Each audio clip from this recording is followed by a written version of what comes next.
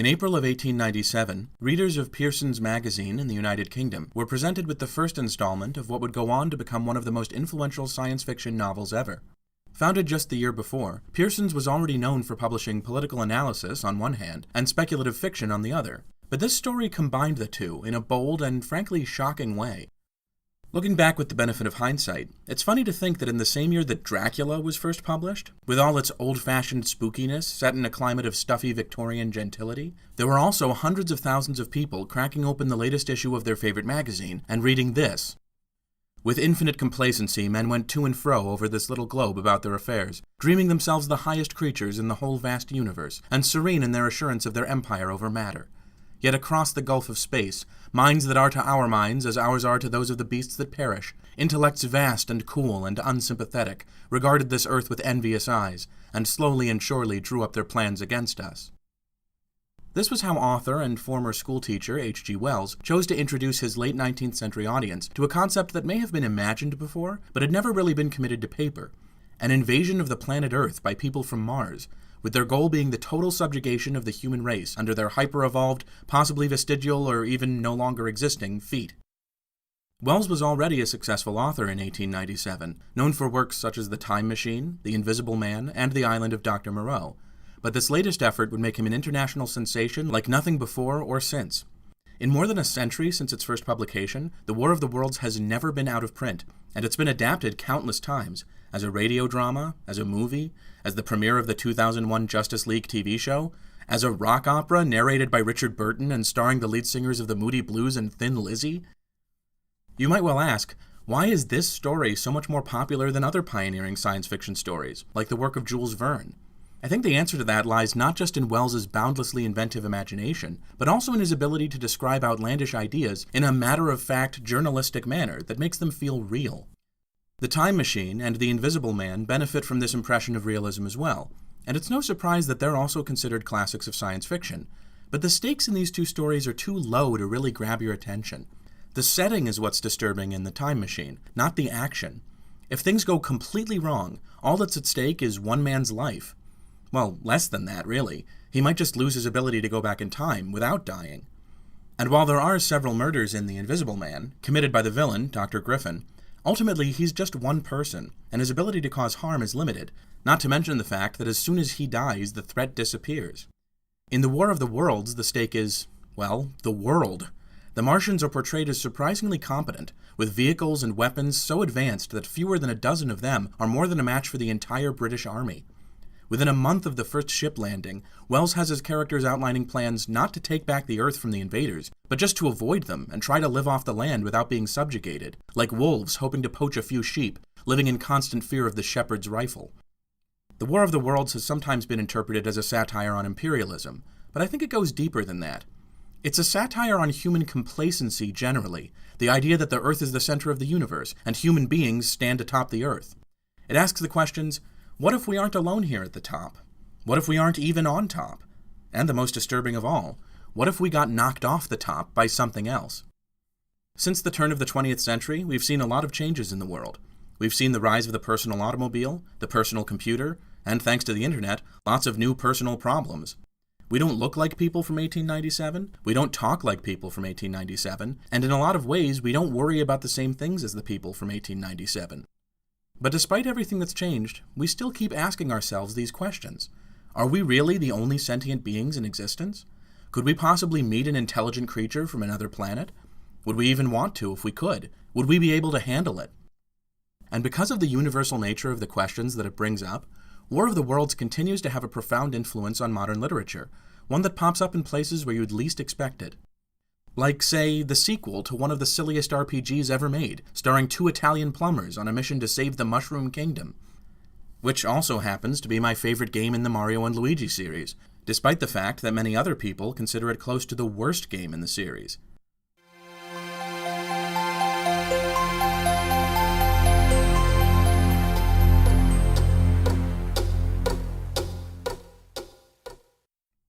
Mario and Luigi Partners in Time was released during the holiday season of 2005, almost exactly 2 years after the release of Superstar Saga. This gives it the dubious distinction of being the quickest sequel in the Mario and Luigi series. Even Paper Jam took about 2.5 years to come out after Dream Team. And perhaps fittingly, for a game that was in such a hurry to be born, there is very little publicly available information about Partners in Time's development. I scoured page after page of Google search results trying to find something explaining how AlphaDream approached this project. A developer interview, a promotional piece, something. But the only thing I could find was this tidbit. Partners in Time started development before there were any proper dev kits for the DS. So, knowing only that the console would have 2 screens and 4 face buttons, they kludged together this bootleg dev kit by connecting an SNES controller to screens taken from a Game Boy Advance and an SP. Which is interesting, and kind of funny, but unfortunately it has nothing to do with the decisions that AlphaDream made while Partners in Time was in development. So this analysis is by necessity going to focus on the one major piece of evidence we do have, the game itself. On the other hand, as odd as this might sound, considering how difficult it is to access at this point, I am hoping that some people will be intrigued enough to try playing it after watching this video, and I don't want to spoil that experience, of which the story is a big part. So while my discussion of Partners in Time won't be completely spoiler-free, I am going to follow the format of the last video and only cover roughly the first 4 hours of the game. Oh, and by the way, if you already know about this game's plot and aren't interested in a recap, there's a timestamp in the description for you to skip right to the analysis. So, let's get into it.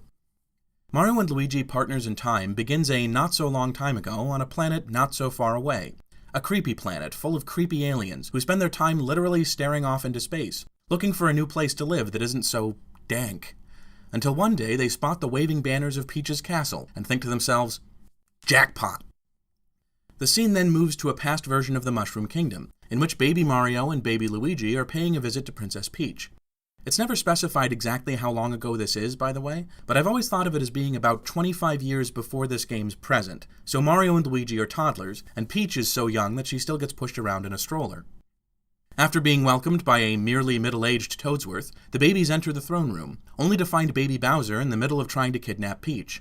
Possibly the first time he's ever done this, although in Yoshi's Island, his loyal minion Kamek did kidnap Luigi before he and Mario were even technically born. But I digress. Bowser manages to knock out Toadsworth, but it turns out that even at this early stage, he's no match for Mario's precocious jumping power, and baby Mario trounces him while baby Luigi plays with the princess nearby. This cute, if a tad familiar, scene of triumph is suddenly broken into by an otherworldly beeping and a blaze of multicolored lights from outside, then a shower of debris as the castle begins to fall to pieces under the laser-fueled onslaught of an army of flying saucers topped by vaguely familiar purple and bluish mushroom caps. Now the action cuts back to the present, where we see a montage of news headlines celebrating the latest invention of one Professor Elvin Gadd, a familiar face to players of Luigi's Mansion, who also had a cameo in Superstar Saga. As most mad scientists do, EGAD has recently set his heart on time travel, and with the power of an artifact known as the Cobalt Star, he's managed to make a working time machine.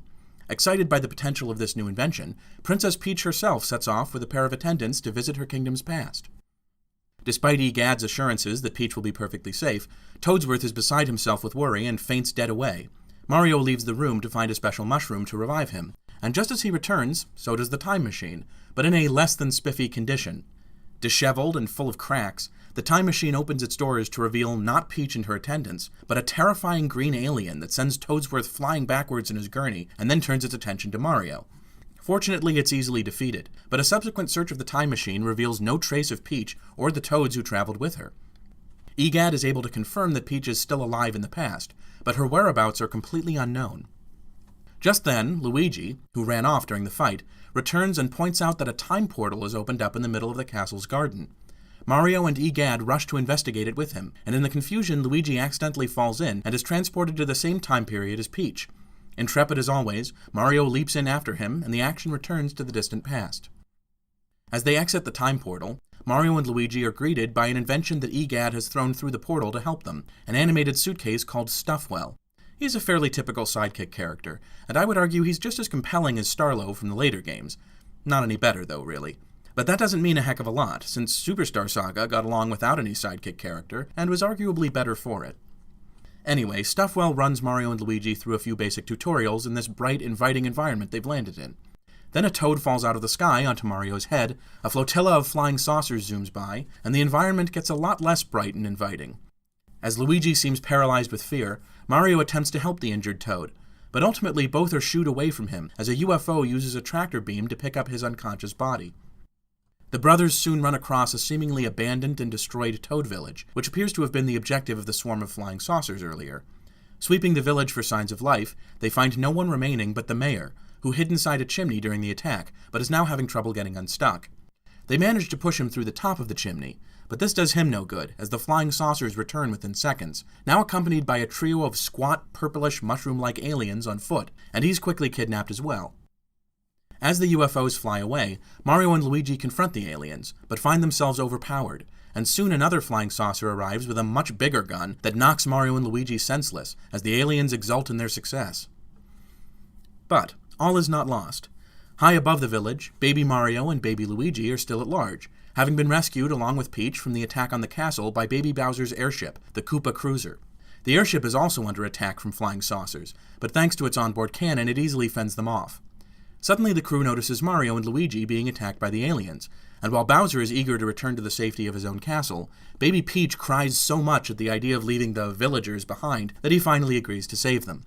The cannon is used again to squash Mario and Luigi's tormentors, and Baby Mario and Baby Luigi are sent out to bring them into the Koopa Cruiser. On the way, they're attacked by another detachment of aliens, but with the help of Toadsworth and a few green shells, they manage to drag Mario and Luigi out of harm's way and onto the airship. While they sleep, Toadsworth recalls what happened after the cutaway earlier.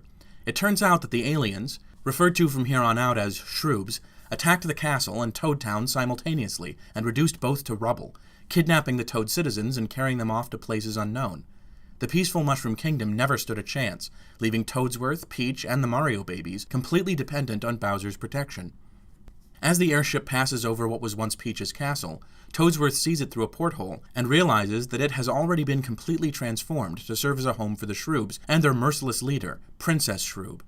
Baby Bowser soon receives a message from the newly dubbed Shroob Castle, a message which no one can understand because of the Shroob's unusual language, but its implications are made disturbingly clear when a missile is launched from the castle toward the Koopa Cruiser.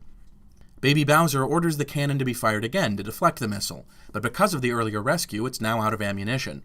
The missile makes a direct hit, wrecking the airship, which nonetheless barely manages to stay afloat until it hits Bowser's castle. When Mario and Luigi come to, they realize that everyone but them was thrown clear in the crash, so they begin to pick their way through the castle, looking for another time portal that Stuffwell has detected inside. En route, they discover their baby selves in a situation of mild peril and get them down safely. But when they attempt to leave, the babies become very upset and want to be taken along. It would appear that Baby Mario and Baby Luigi are just as eager to jump on a few heads and save the world as their grown-up counterparts. Actually, in Luigi's case, probably more eager. So the partners in time team up, leading to a unique 4-character combat system in which young and old bond by stomping the enemy to bits together. Just before reaching the time portal, our heroes discover a treasure chest in which Baby Bowser has placed a shard of the broken Cobalt Star, which he thinks is nothing more than a pretty trinket. They take the shard along with them, and after meeting up with Toadsworth and Baby Peach, all 6 pass through the time portal to return to the present Mushroom Kingdom. Mario and Luigi bring the Cobalt Star shard to Egad, but as they discuss its significance, the shard floats over to a vat containing a sedated Shrooboid, who wakes up and begins to roar with anger. Perceiving a connection between the Cobalt Star and the Shroobs, Egad speculates that Peach may have used the star to fend off the Shroobs in the past, and that restoring it may be the key to fighting them off. He encourages our heroes to travel through other time portals which the power of the Cobalt Star has opened up, and find the rest of the shards. Entering the only portal accessible to them, Mario and Luigi find themselves in the Toadwood Forest, where they discover that the Shroobs have been taking the kidnapped Toads and sealing them into trees. Among these Toads, they find one of Peach's 2 attendants who traveled back in time with her, Toadiko, who tells them that as soon as Peach left the time machine, she was captured by Princess Shroob and taken away from her and Toadbird, the other attendant. Toadiko also explains that the trees in Toadwood Forest are slowly extracting the Toad's life force, their Vim, from their bodies. The Vim is then sent to a nearby factory, where it's mixed with chemicals and turned into the fuel that powers the Shroob's flying saucers. She urges Mario to shut down the Vim factory before every kidnapped Toad is drained of life, and also mentions that a Cobalt Star Shard is inside the factory. However, before she can go on to explain what she knows about the Cobalt Star, flying saucers surround the tree and chase Mario and Luigi away before firing a shot at Toadiko that shroobifies her into a motionless mushroom, capable only of repeating the words, "Gather shards." Our heroes make their way into the Vim factory, where Mario and Luigi are immediately caught and incapacitated by a trap, while a pair of mind-controlled Hammer Brothers attack Baby Mario and Baby Luigi. The babies manage to defeat them and break the mind control devices on their helmets, making them friendly once again. The Hammer Brothers thank their liberators by giving them a pair of hammers, which they'll wield in Mario and Luigi's place for the rest of the game. Using their new hammer abilities, the babies free Mario and Luigi from the trap and continue traveling into the depths of the factory. Finally, they discover its secret power source, a shroobified wiggler who drinks the Toad's vim out of a glass with a giant straw, processes it, and injects the resulting fuel directly into the shroob's flying saucers. Baby Mario gets a little overeager and smashes the Swiggler's drinking glass, causing it to become enraged and attack.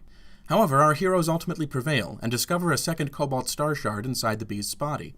Unfortunately, Baby Bowser now pops in, distracts everyone's attention, and steals both shards, ostensibly as revenge for Mario and Luigi stealing his shard earlier. One shard poorer, but with the satisfaction of knowing that they've put a dent into the Shroob's war machine, Mario and Luigi return to the present to plan their next move. After learning the spin jump, by imitating the two Toadsworth's attempts to entertain Baby Peach, our heroes go through another time portal, and now find themselves on Yoshi's Island. They enter a Yoshi village to find it deserted, with the only clue to the calamity being a sign offering a look at a weird giant egg for 5 coins. Besides themselves, the only other person around is a daring young reporter named Kylie Koopa, who's investigating the Shroobs and thinks the giant egg has something to do with their invasion plans. Baby Mario and Baby Luigi are able to ride a jump platform into the roof of one of the Yoshi huts, where they find several Yoshis apparently hiding from something. Suddenly, the ground begins to shake, and the terrified Yoshis make a break for it out in the open. However, every last one is chased down and eaten by an enormous Yoshi-like creature with the same purple coloring and luminous red eyes as the Shroobs.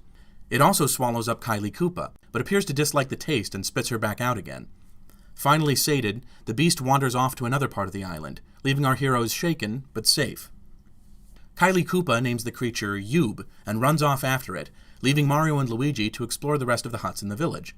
In one of them, they find Bowser's loyal minion Kamek, hunting for the snacks his young charge so dearly loves. Kamek runs away from them and runs smack into a returning Yoob, who swallows him up, but again, apparently disliking the taste of Koopa, spits him back out. Kamek resumes his journey to the cliff top, where Bowser awaits, and our heroes follow him. Upon reaching the cliff top, they see Baby Bowser scarfing down a huge pile of Yoshi cookies under Kamek's watchful eye. As Mario and Luigi demand the Cobalt Star Shards back, Baby Mario and Baby Luigi sneak over to the pile of cookies and go full Halloween night mode on it, infuriating Baby Bowser.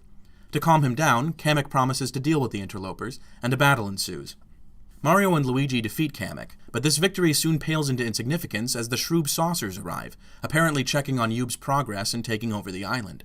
As Yoob climbs the cliff face toward our heroes, the Shroobs zap him with a growth ray that causes him to tower over everything.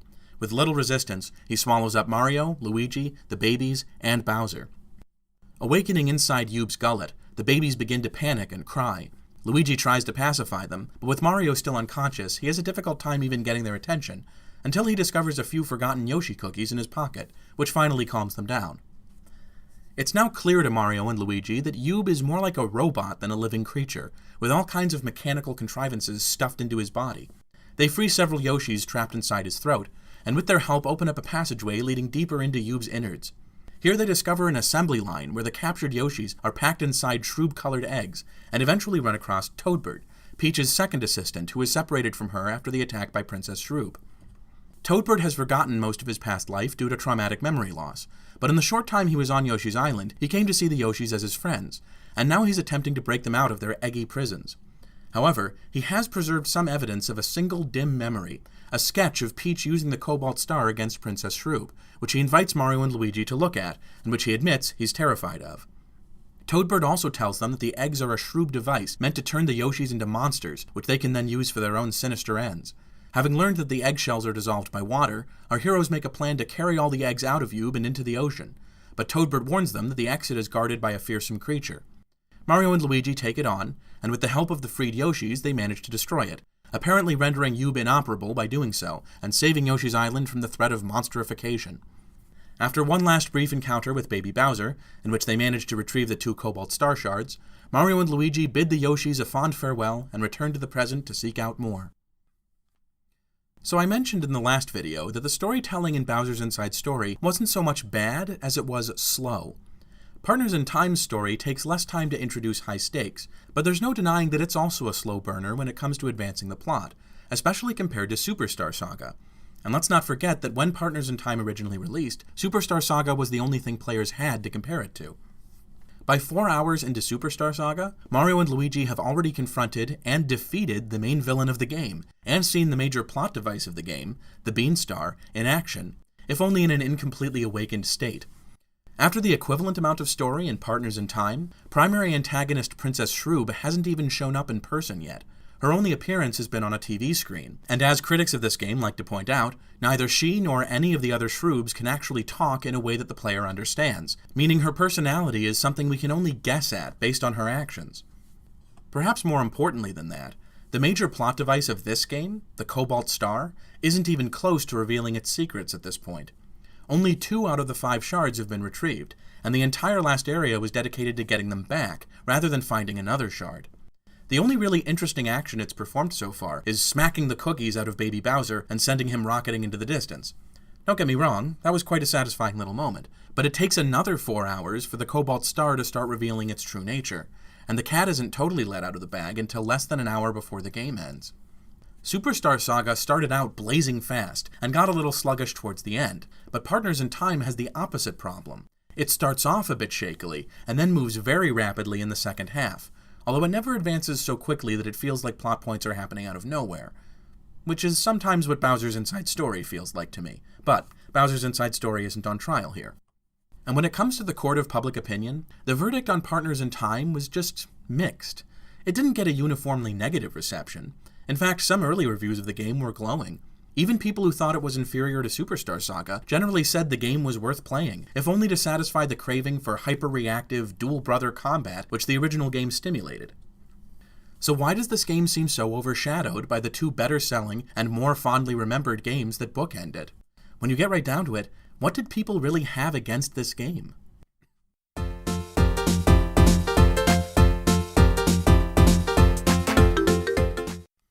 Okay, before I start talking about this, I really ought to point out that there's one reason why Partners in Time might have performed worse than either Superstar Saga or Bowser's Inside Story that has nothing to do with its quality, and that's the install base for the console it released on.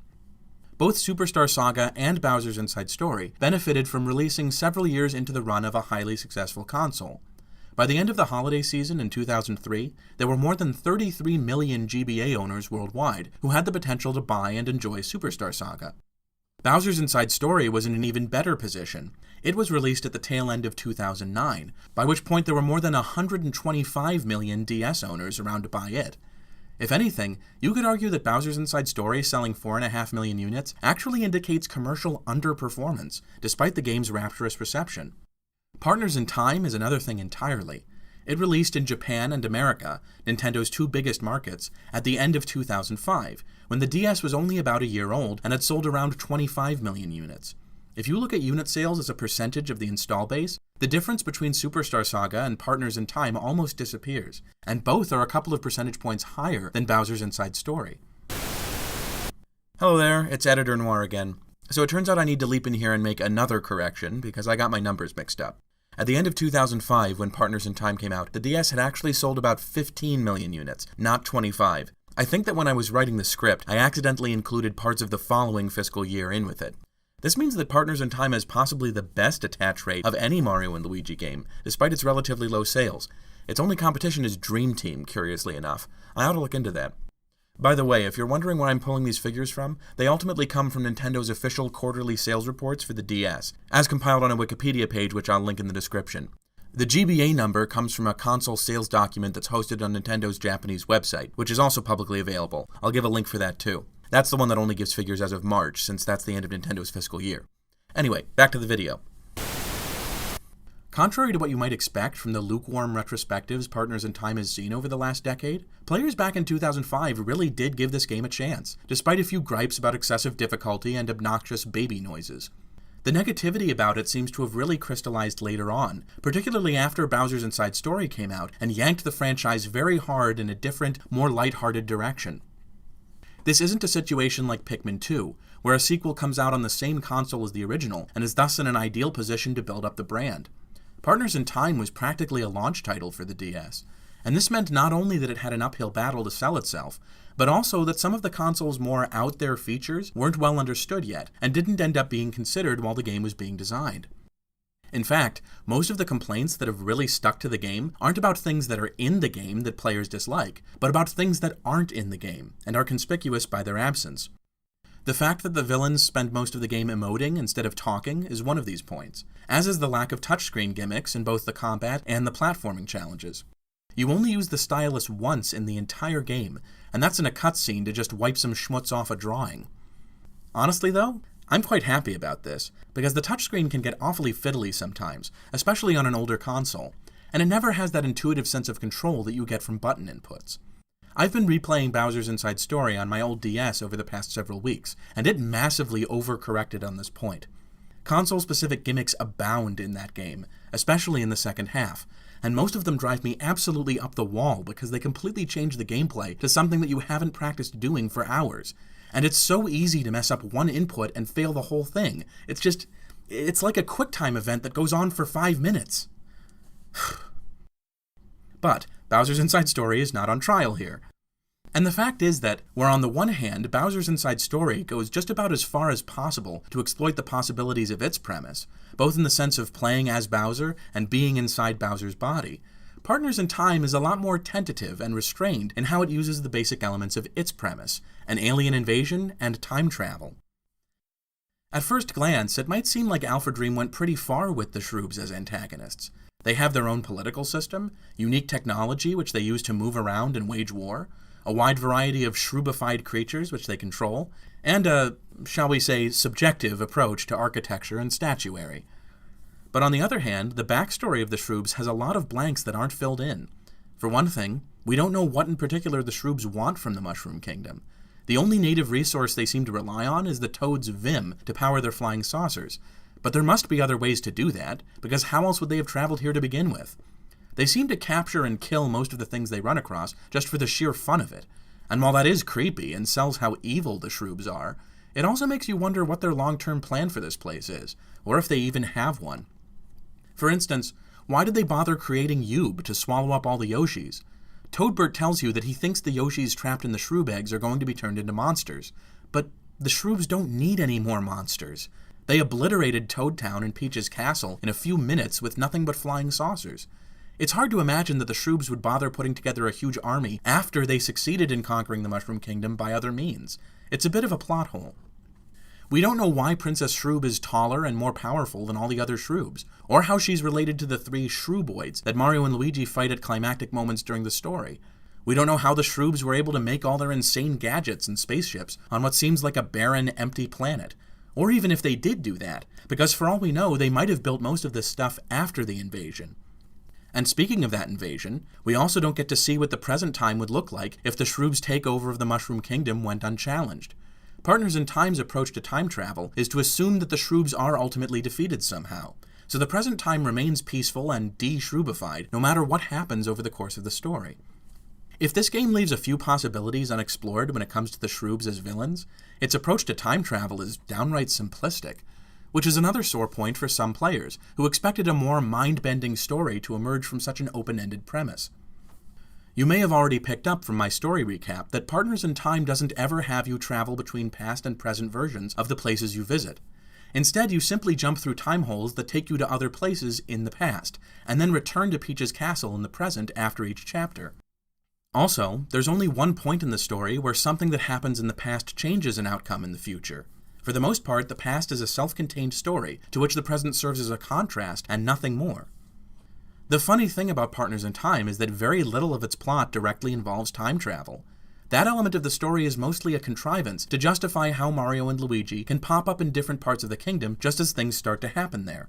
And of course explain the anomaly of the brothers fighting alongside baby versions of themselves. Based on the way that characters who are stuck in the past behave, it would seem that every time Mario and Luigi go through a new time hole, they end up in the past essentially a day or two after their last excursion. So oddly enough, even though they're time traveling, it's as if they have a placeholder in the past that keeps moving forward in time linearly, just like a normal person would. They never show up somewhere at a time earlier than one of their previous journeys, or see other past versions of themselves. It's all very neat and tidy, which is not what most people are used to in a story about time travel. Here's the thing though, I actually think this linearity is a great asset to Partners in Time, and helps it avoid a lot of the pitfalls that time travel stories often fall into. And to clarify this point, let's take a look at one of the most famous time travel stories ever, which also happens to not really be a time travel story.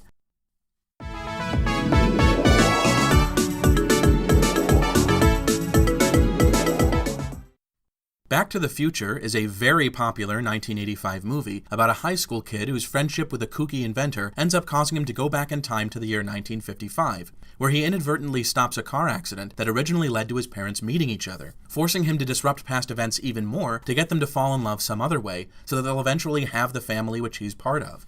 If he fails, their marriage will never happen, meaning he won't have been born, and he'll literally disappear from the universe. At the same time, he has to work with the inventor's past self to find a way to power the time machine and return to his own time once his continued existence is guaranteed. This story is so famous that I probably didn't even need to give you that brief recap, but I think it's important to bear in mind when we talk about this movie that other than being the cause of the initial conflict and a goal for the characters to chase after, time travel per se doesn't have a strong influence on what happens during Back to the Future's story. It occurs once about 20 minutes into the movie, sending Marty back into the past, and then again right at the end of the movie. The real meat of the plot is what happens in between, as Marty initially fails to grasp the implications of being back in 1955 and causes problems that he only manages to fix later by learning more about his parents and the era they grew up in. There are a lot of wonderful details in this part of the movie that play on both Marty's fish-out-of-water awkwardness and his knowledge of what's going to happen, since from his perspective it already has happened. His being from the future is like a kind of superpower that he figures out how to use over the course of the story. Not that different from Bill Murray's character progression in Groundhog Day. There's another movie that technically involves time travel, but rather than being under anyone's conscious control, it's more like a bolt of lightning that hits the protagonist out of nowhere and then has to be dealt with. It's not a tool used by the characters to solve their problems. It is the problem, and that means it has more to do with the premise of the film than the development of its plot.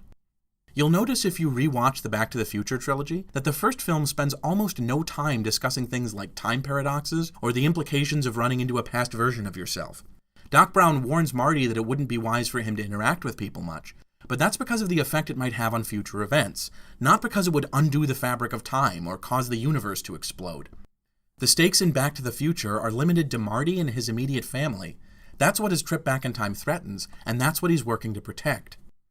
It's the second film where characters start popping back and forth between different time periods while the plot is still progressing, and it's hardly a coincidence that this is also when Doc Brown starts ranting about the possibility of time paradoxes that would, at best, wipe out the entire Milky Way galaxy and all of human civilization with it.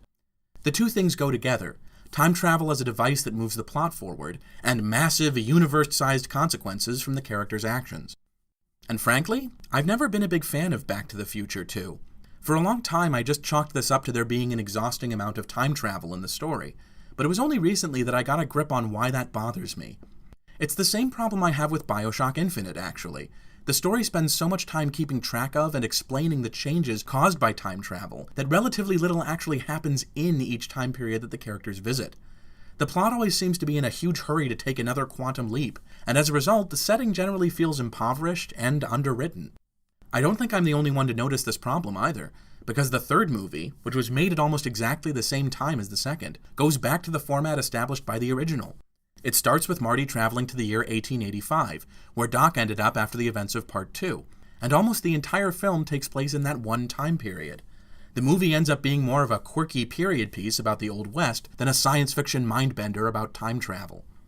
In other words, the first and third Back to the Future movies treat time travel as what you might call a premise device, more than a plot device. Time travel sets the story up in both cases, and it's constantly in the background, but the characters never use it to resolve intermediate problems as the plot develops.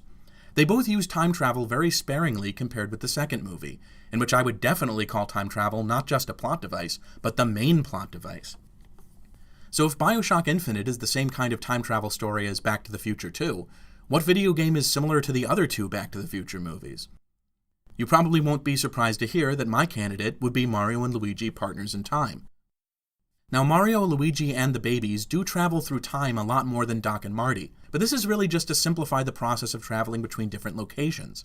The past is treated like it's just another country that characters can go back and forth from. Peach travels there, she gets kidnapped there, and consequently she has to be rescued from there. But there's never a suggestion that her being there at all is somehow going to change the present. The reason Mario and Luigi have to get her back is because she's not safe in the past, not because it jeopardizes everyone's existence for her to stay there. It's really not that different from her being kidnapped by Bowser or Cackaletta or Fawful in other games. If anything, Partners in Time is even less time travel-centric than Back to the Future, because the connection between the past and the present here is much more stable and unalterable. As I said before, only one past event changes something in the future, and that's just to give someone an idea for how to solve a problem. It doesn't really change facts about the future, strictly speaking. This kind of fatalism, the idea that the Shroobs are destined to be defeated, and that's why the future always stays peaceful, is something I've heard quite a few players complain about, but I don't see it as a problem. The truth is that all time travel stories rely on some concept of fate, at least if they don't go for the multiverse cop-out like BioShock Infinite, which just destroys any sense of stakes, because no matter what anyone does in that kind of story, there's still an infinite number of equally valid universes where they didn't do it. Back to the Future absolutely relies on fatalistic thinking. Why do Marty's siblings start to disappear just because he interrupted an incident that caused his parents to meet? They could always meet some other way, and until a couple of decades pass, it would still theoretically be possible for them to get married and have a family. The plot of this movie relies on the idea that for some reason it's really important that they kiss each other at the senior prom, and that's not a plot point you can defend scientifically. It's fate. It's just supposed to happen, and if Marty can't make it happen, he's doomed. Let's not even get into how weird it is that Marty only has a limited time to fix something in the past in a universe where time travel exists. That's a total contrivance, but it's also fine because the movie sets it up in advance and sticks to it consistently, which is enough to sustain the viewer's suspension of disbelief. Personally, I find Partners in Time's approach to time travel extremely refreshing, given how many recent time travel stories have tied themselves in knots trying to make an inherently confusing concept make sense. Recognizing that what they were making was a fantasy game, they invented a fantasy version of time travel that strips away the pseudoscientific trappings which bog lots of other stories down with boring and unnecessary exposition. What other people call a lack of imagination in Partners in Time's story, I call restraint. And the same is true for the way it approaches the other half of its premise, the mysterious alien invaders who act as the game's antagonist.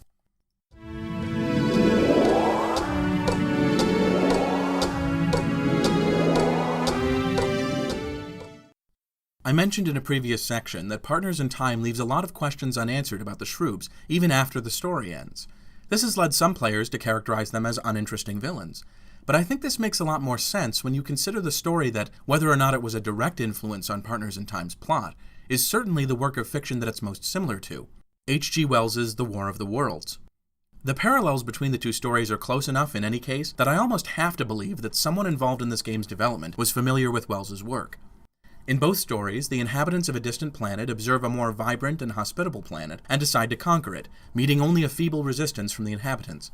The aliens are technologically brilliant, but also cruel and pitiless, with no regard for the lives of those they conquer. They bring a noxious plant with them, which grows like mad and chokes off other forms of vegetation.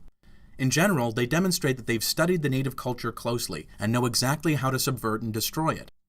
Perhaps the most intriguing similarity is to be found in the Toadwood Forest, where toads are held hostage and their life force gradually extracted to make fuel for the Shroobs' flying saucers. The equivalent of this in the War of the Worlds is only slightly more gruesome. It turns out the Martians are so hyper-evolved that they have no mouths, and instead of eating, they live by extracting the blood from humans and animals and transfusing it into their own bodies. Which, now that I think about it, is also a lot like Dracula, which came out the same year. But I digress. More than anything else, I would describe H.G. Wells as an economical writer. He never used two plot devices to make a point when one would do. Throughout the entire story of War of the Worlds, he only has the Martians use two futuristic weapons, a mysterious heat ray, which ignites anything flammable that it sweeps across, and canisters full of a black smoke that hovers just above the ground, choking and poisoning every living thing exposed to it. Only one Martian plant is seen, a kind of red creeping vine that spreads like kudzu over any source of water.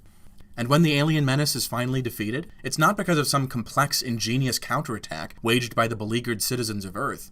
Instead, the planet more or less defends itself in a very simple way: disease.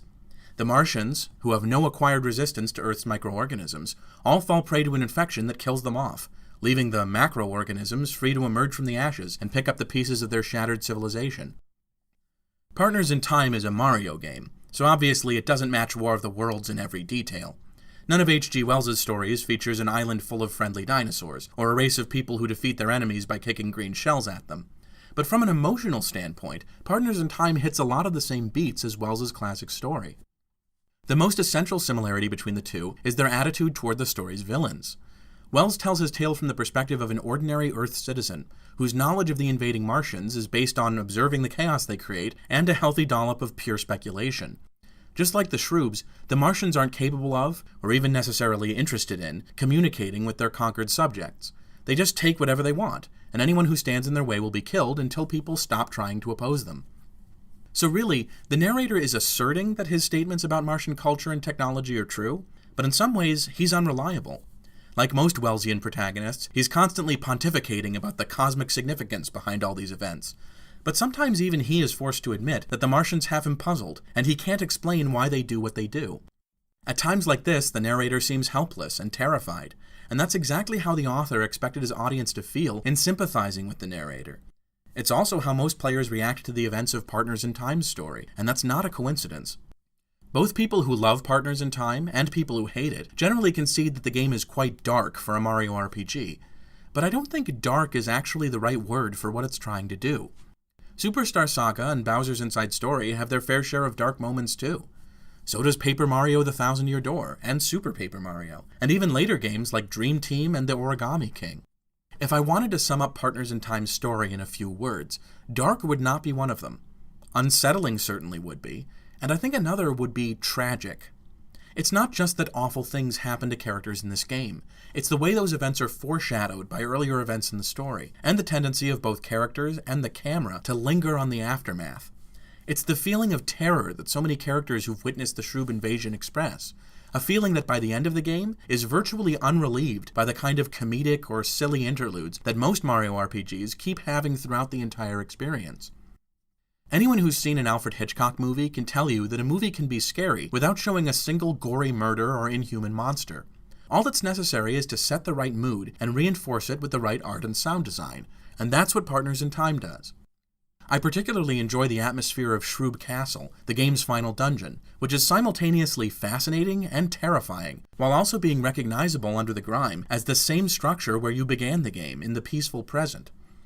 However, I don't necessarily think that this is where the game packs its strongest emotional punch.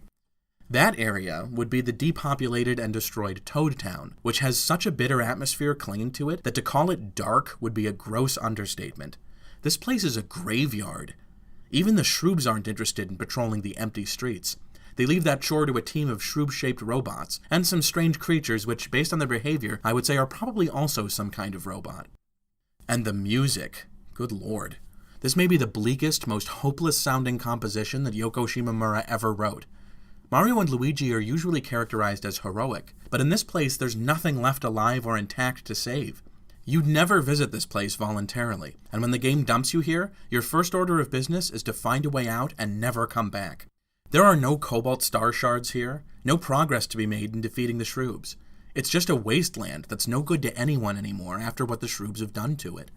Forget Mario games. You don't often see places this upsetting in any game these days. To a certain extent, the fun of experiencing this place is that it's not fun. It's a perfect example of how Partners in Time is just built differently, and obviously that means it's lacking in the light-hearted sense of fun that most Mario RPGs have. But it also means something else. It means that Partners in Time captured a mood that just speaks to me in a way that other Mario games can't or won't. And that was what once made AlphaDream so special. The fact that they could experiment like this, not just with new mechanics, but with new ways of telling a story. Unfortunately, it's also something that they stopped doing a few years later, and that particular torch is still smoldering in the dust. Nobody else has picked it up. Nobody who works for Nintendo, at least. Which brings us back to the problem that I have with Mario and Luigi as it is now.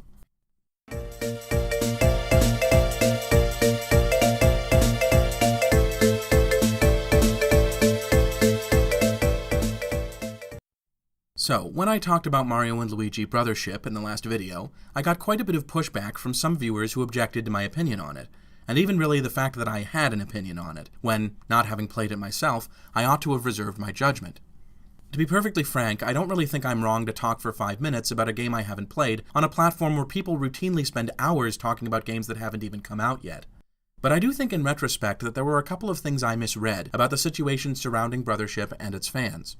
The first is that I assumed, probably just because the people who liked Brothership seemed to be really into it, that the game was selling well, that it would do substantially better than Paper Jam, and its fans would be able to just brush off that IGN review that inspired me to talk about the Mario and Luigi series in the first place.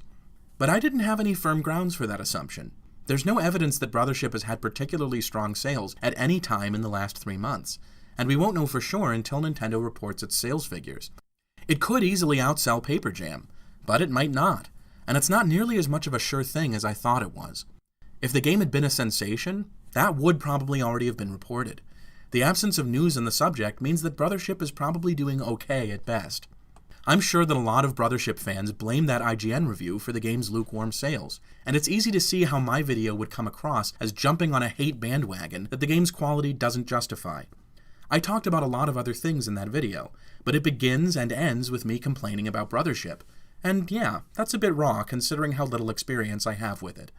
I was trying to make a larger point about the series as a whole, not just to bash the newest entry, but I should have anticipated that it would add fuel to that fire. The other mistake I made was to claim that the writing in Brothership was bad, with very little qualification. And that's not fair, particularly because there's a difference between the dialogue in a story and the underlying plot development that the dialogue addresses. I've observed quite a bit of Brothership's story, and there's a fair amount of dialogue that I find childish or cringy, but most of that isn't directly related to the plot. And in a story with thousands of lines of dialogue, you can't just pick out 100 sentences that you don't like and say that invalidates the story. Brothership's actual story, disregarding the specific way certain characters express it, is one that I would consider good. Certainly better than Paper Jam's or Dream Team's, and better in some ways than the one in Bowser's Inside Story, if I'm being honest. That game gets a lot of credit for how unique its narrative is, and how it keeps surprising the player with creative twists, but it also features the same kind of contrived storytelling and tonal whiplash as Dream Team. It just smooths over the cracks in its plot with more finesse than Dream Team. For example, about halfway through Bowser's Inside Story, Fawful manages to remove Peach from Bowser's body and uses her to retrieve the Dark Star from underneath Toad Town. He then sets up a machine inside Peach's castle to extract Peach's energy and power up the Dark Star. And when Mario and Luigi arrive outside the castle, a row of barriers suddenly pops up and prevents them from entering. I think it's worth pointing out here that the Dark Star, as of yet, has virtually no power. These barriers are the best it can do, and they only cover a single bridge which leads to the castle. The game gives you no indication that the castle is unreachable via other means, such as across the moat. Heck, Mario and Luigi just met 3 friendly Paracoopas who can freaking fly. They even show up much later inside the castle, so why not go there now? Is it possible that the Dark Star has somehow set up a barrier that would keep them from getting in? Sure, it's possible, but the game doesn't say that. Instead, it implies that Mario, Luigi, and Starlo just instantly give up when they see the first barrier, which does not make sense when you consider the stakes in this situation. Instead, they go in the opposite direction to Toad Town, where all the Toads are very busy and active talking about the new shopping mall that just opened up.